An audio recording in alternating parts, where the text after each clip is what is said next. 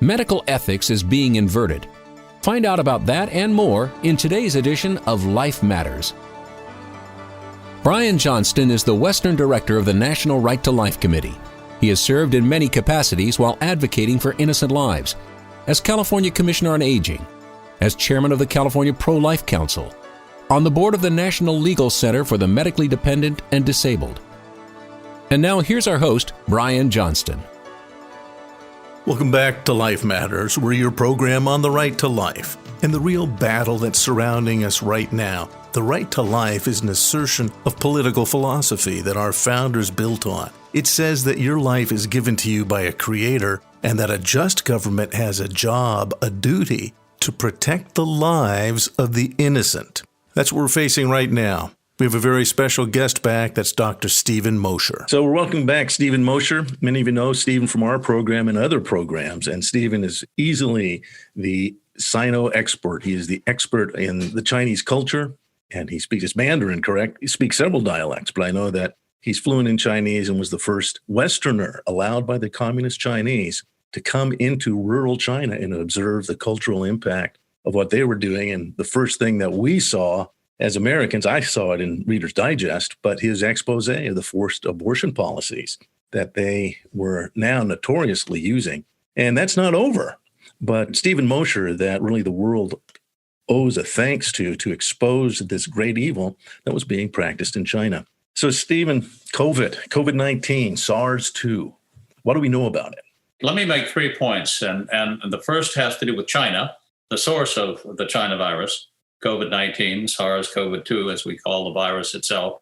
The disease is COVID-19. And then I'll talk a little bit about the World Health Organization and how it misled us and conspired with China to deceive us about the dangers of the virus. And then finally, how it has been used by certain people in the progressive movement, the leftist movement, to hamstring and undermine President Donald Trump over the last better part of a year now, really. Mm-hmm. So going back to, China, the beginning of this thing, it began in a lab in China called the Wuhan Institute of Virology. Don't believe the story about the bat. A bat did not fly 600 miles from its bat cave in a neighboring province into the province of Wuhan and land in someone's soup at the Wuhan wet market sometime in September, October of last year. That's just nonsense. Bats are, 600, 800, 1,000 miles away. And there were no bats sold in the Wuhan wet market. That was just a cover story that unfortunately was sold to us not just by China, but by the World Health Organization. More on the WHO in a minute. So this thing was manufactured in a lab. It does not come from nature.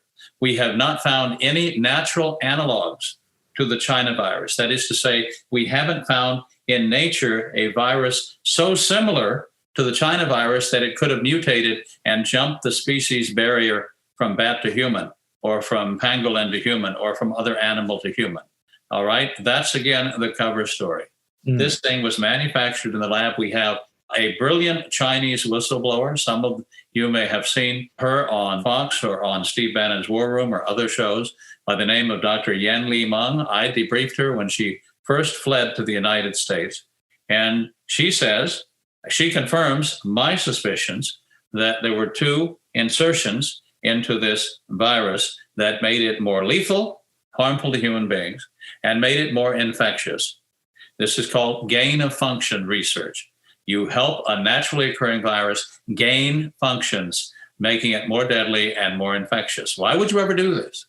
Mm-hmm. Why would Dr. Anthony Fauci, who was funding such research and who was a big advocate of such research, be doing this? Well, he explained, Dr. Fauci did, in an article in 2011, that we need to create superbugs in the lab so that while they're in the lab, we can develop therapeutics to quickly heal people who come down with the new superbugs, and we can develop a vaccine to vaccinate people so that they'll never come down with these superbugs. So he was a big advocate of this idea of creating a superbug in the lab to develop vaccines and therapeutics against it, which is a brilliant idea, right? Except what happens if the superbug escapes from the lab before you have a vaccine?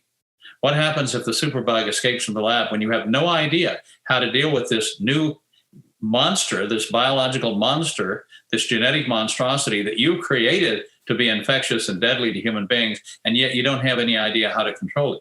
That's exactly what happened. This thing got out of the lab and it began to infect people in Wuhan. And then the Chinese Communist Party did this. They realized they had a pandemic on their hands, well, an epidemic on their hands in Wuhan and throughout China. And they were determined, I believe, to spread it throughout the world. I say that because the Chinese Communist Party leaders, Xi Jinping and the others, decided to stop flights from the epicenter of the epidemic, which was the city of Wuhan, stop flights from Wuhan to other Chinese cities, but to allow flights from Wuhan to go to other cities around the world, places like Seoul and Tokyo and Paris and Milan and other places, thus spreading the disease throughout the world and causing a pandemic. Now, I'm not blaming the Chinese people. They're innocent victims of the Chinese Communist Party. They always have been. They still are today. Many of them got on those planes not knowing that they had been exposed to the China virus, the Communist Party virus, we might call it, and they carried it to places like northern Italy and Spain, and those are the places that had the first and most serious breakouts. So this thing was deliberately spread around the world. It was in development, not because of the sort of semi-innocent explanation that Dr. Fauci gave about creating superbugs in the lab and then finding out how to control them. The Chinese Communist Party has a bioweapons program in place. This was part of the bioweapons program, according to Dr. Ling-Ling Won, because they used as the backbone of this artificial monstrosity that they created, they used as a backbone one of the two viruses, coronaviruses, that had been isolated from nature by none other than the People's Liberation Army bioweapons program. So what does that tell you? It was part of the bioweapons program. It got loose and we're all paying a price. Now, what did the World Health Organization do about it? I will tell you that in December of last year, almost a year ago now, Taiwan, which sits 90 miles away from the Chinese mainland, divided only from the Chinese mainland by the Taiwan Straits, reported to the World Health Organization that there was a new and deadly disease spreading in China. And what did the World Health Organization do? They did nothing. Because China, the Chinese Communist Party, has said, you can't talk to the people on Taiwan. Taiwan doesn't exist. It's a province of China. You just have to ignore them. They're separatists, they're splitists, they're traitors. Don't pay any attention to what they're saying. And the World Health Organization ignored the warning. The first flare that was shot into the sky in late December by the Taiwanese Ministry of Health, had that warning been taken seriously, we could have avoided a global pandemic. It would have been contained to China. And yet the World Health Organization betrayed us. It betrayed us again in early January when the head of the World Health Organization, Dr. Tedros Ghebreyesus, went to Beijing and met with Xi Jinping. And Xi Jinping was all smiles, shook the hand of Dr. Tedros and said, it's all under control. I'm in charge. You needn't worry. There's no human-to-human transmission. Now, that's a really big deal. Because if there's no human-to-human transmission, if you could only get it from an animal, well, very few people are in intimate contact with animals, and that would have stopped the spread of the disease. If that had been true, it wasn't true. It was a lie. China knew it was a lie. I think the World Health Organization, Dr. Tedros, knew it was a lie as well because they had been warned. But that lie was perpetuated for several weeks, and it allowed China to spread the virus throughout the world, causing, again, the pandemic that we see today. And the World Health Organization is still covering up for China. In particular, what do we know about the ideology and the philosophy and the belief system of Dr. Tedros Ghebreyesus? Well, Dr. Tedros is a communist from Ethiopia. Yes. He was proposed in 2016 by the Chinese Communist Party as their candidate to head the World Health Organization. Now, 5 of the 16 UN organizations are directly headed by members of the Chinese Communist Party, which is a bad idea. But several others, including the World Health Organization, are headed by colonial proxies, by people that China controls, generally from the third world. And Dr. Tedros, as I said, is from Ethiopia, where China has literally poured billions of dollars into it, building railroads and roads and generally buying friends. So Dr. Tedros may formally work for the World Health Organization, but he really works for China. And so when China told him that his role was to say there's no human-to-human transmission, to cover up the laboratory origins of the virus. He went along with it. Even today, nobody has been allowed to visit that virus, not the World Health Organization, not anybody else, certainly not U.S. virologists. Everybody has been kept out. Again, the lack of transparency, the cover-up tells you that they're hiding something. So that's Dr. Tedros. Dr. Tedros is bought and paid for by the Chinese Communist Party, and he's been performing just as they would like him to for the last 10 months, at enormous cost in human life, I must say. The Chinese Communist Party and the World Health Organization both failed us. They were defunded, of course, a couple of months ago by the president, quite rightly, yes, because they had failed to do their job. They're still failing to do their job today. Listen, the New York Times, after the election, published a blockbuster story detailing how the World Health Organization conspired with and continues to conspire with the Chinese Communist Party to hide the origins and spread of the China virus. This is the New York Times, all right, who for months and months and months have been attacking President Trump for not doing enough about the China virus. They've attacked him for talking about its origins in China, calling him racist. They've covered up for the World Health Organization. And now that they think, the New York Times thinks, that their candidate has won, their candidate being Joe Biden, and of course he hasn't won, but now they think that their candidate has won, they're finally telling the truth about how the World Health Organization conspired with the Chinese Communist Party. Quote, they now say, we may never know the origins of the virus now that so much time has passed. Well, how come so much time has passed? Because you covered up for the World Health Organization and for the Chinese Communist Party for political gain in the United States while Americans died. They probably had this story ready a month ago, 2 months ago, 3 months ago, and they held it because they thought it would benefit President Trump by proving that he was correct in his assertions about the World Health Organization and about China. The New York Times summed up its blockbuster report, which covered internal documents and interviews with more than 50 officials and scientists, saying that the World Health Organization praised Beijing and at the same time concealed the concessions it was making to China and sacrificed the best chance to unravel the virus's origins. So This is what happens after an election when the leftists, the progressives, many elements of the Democrat Party decide that they're now in the clear and they can once again speak the truth. And I have another example of that as well. When President Trump said we'd have a vaccine by the end of the year, maybe even before the election, he was attacked in the media, New York Times, for spreading false hope. Even Dr. Anthony Fauci piled on saying that a vaccine was unlikely before 2021, and we were headed into a very dark winter.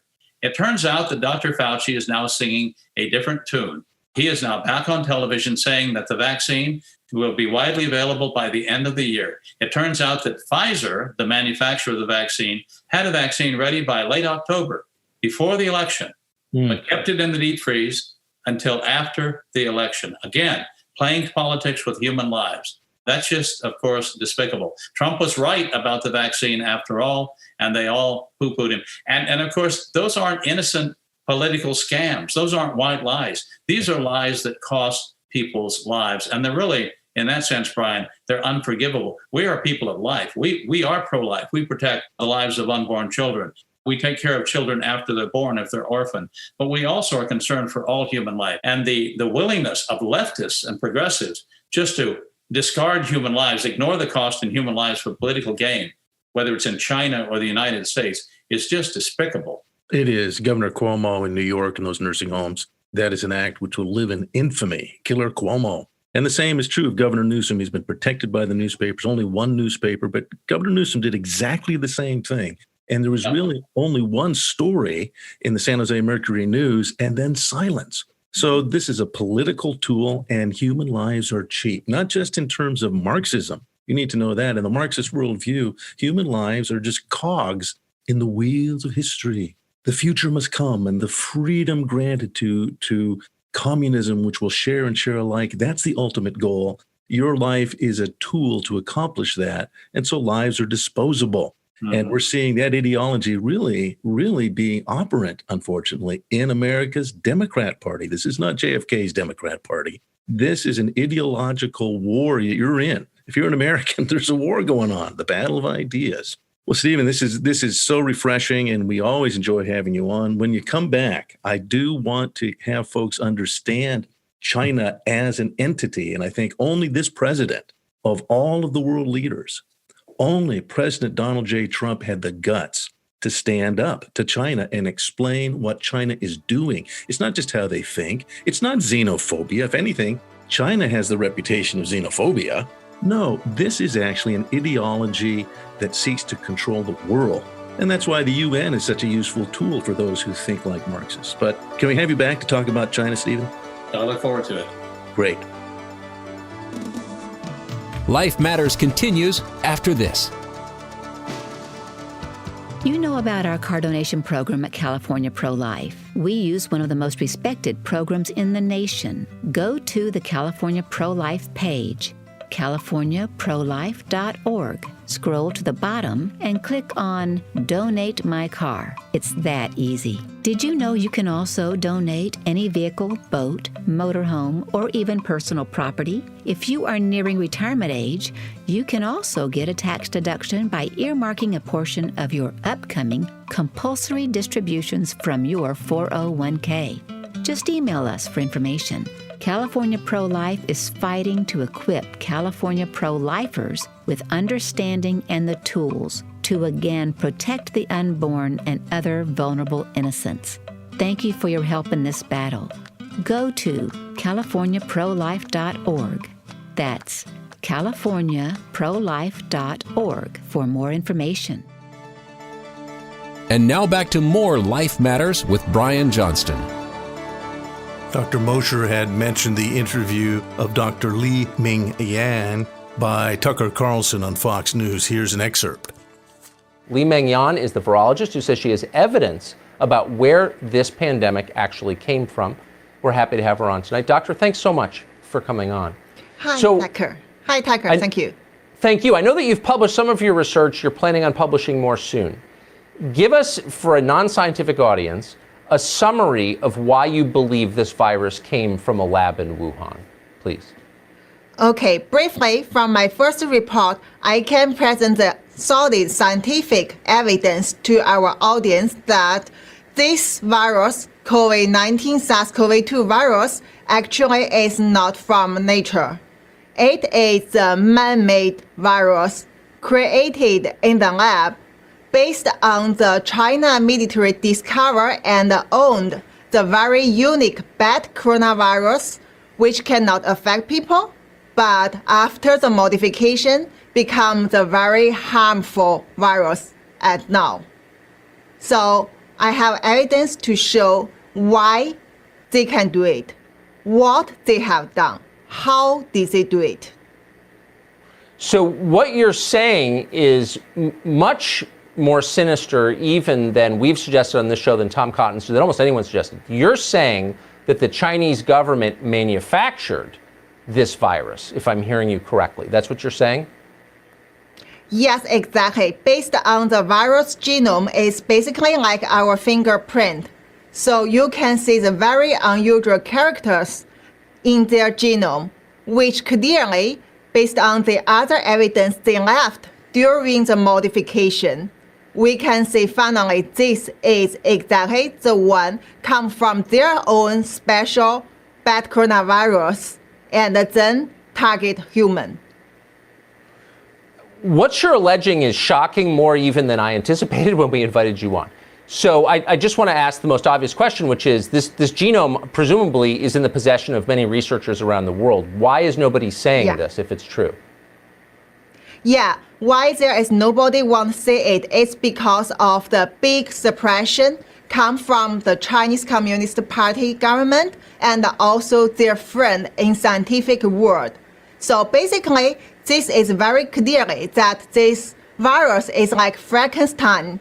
So he created those things like basically a cow has deer's head, has rabbit's ear, and also have monkey's hand.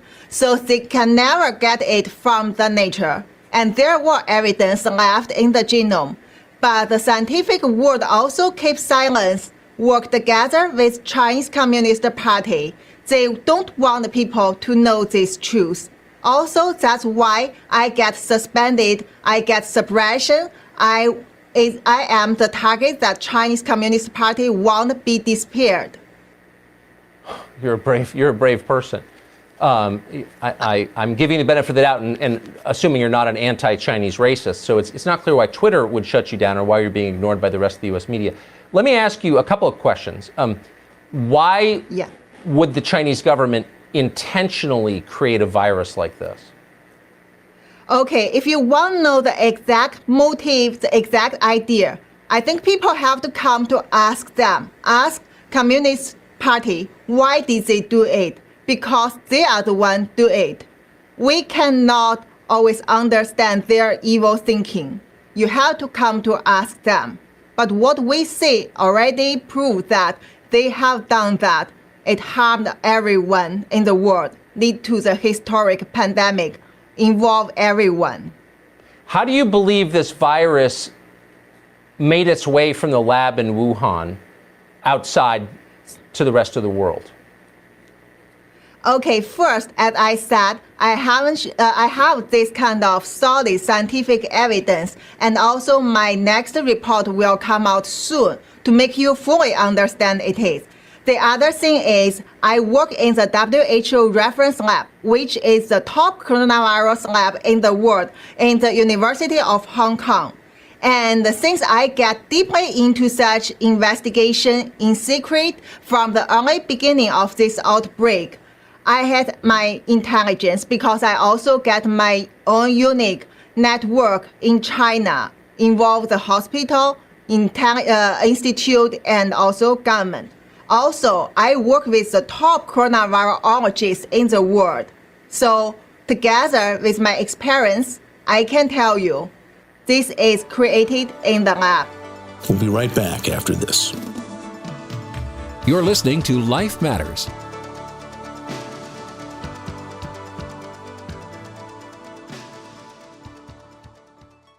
Are you willing to step up to be a lifeguard?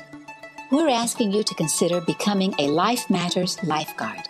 On Life Matters, we cut to the depths of this cultural battle of ideas that has robbed America of its core values and robbed the innocent of their right to life.